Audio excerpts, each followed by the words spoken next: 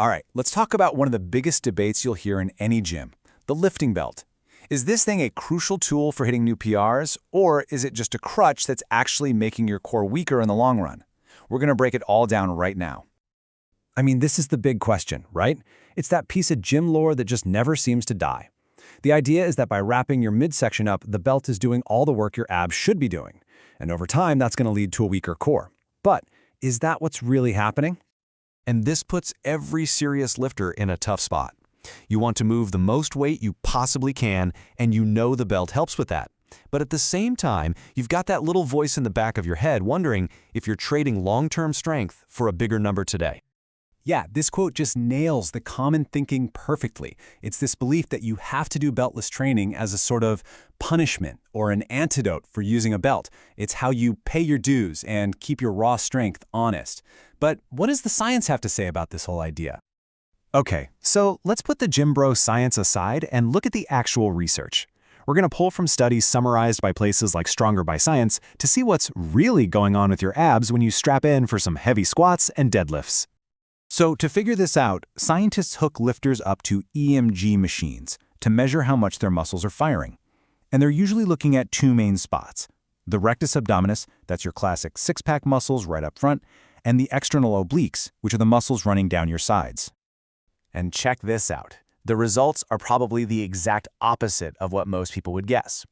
For both deadlifts and squats, study after study found that the activation of your six-pack muscles, the rectus abdominis, actually went up when wearing a belt.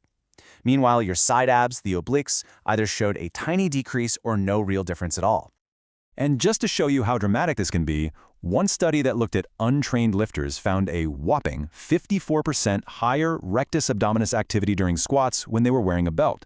So, far from turning your abs off, the belt actually gives them a wall to push against, making them fire even harder.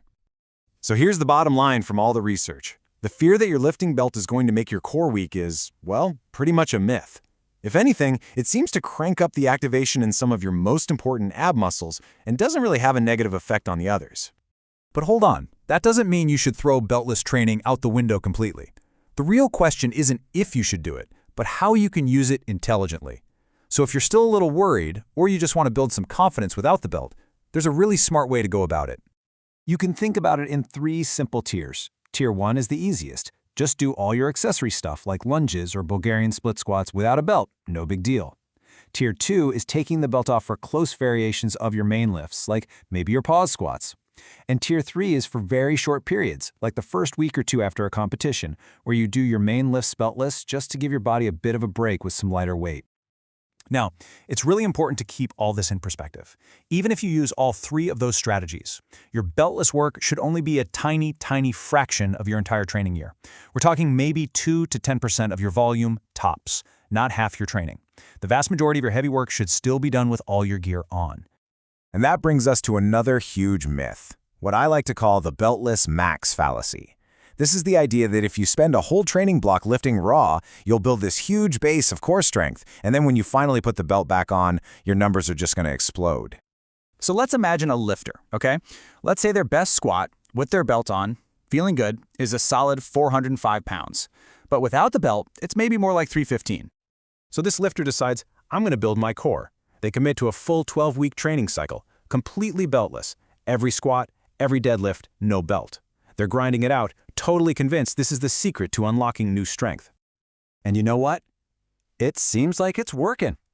They push hard, and at the end of the 12 weeks, they hit a new beltless PR of 330 pounds. That's a 15-pound improvement. They are feeling pretty good about this decision. So now, it's the moment of truth. They strap the belt back on for the first time in months. The logic seems simple, right? If my beltless squat went up by 15 pounds, my belted max should go up by at least that much, maybe more. They're probably thinking 425 is in the bag. Easy, right? Wrong. The reality is often a total shock. What happens way more often than not is that their belted max has actually gone down. That 405 they used to hit might now feel impossible, and they're struggling just to get 395. All that hard work, and they actually got weaker where it counts. So what the heck happened? It's something called the training stimulus problem. For those 12 weeks, their core was the weakest link in the chain. It was the limiting factor.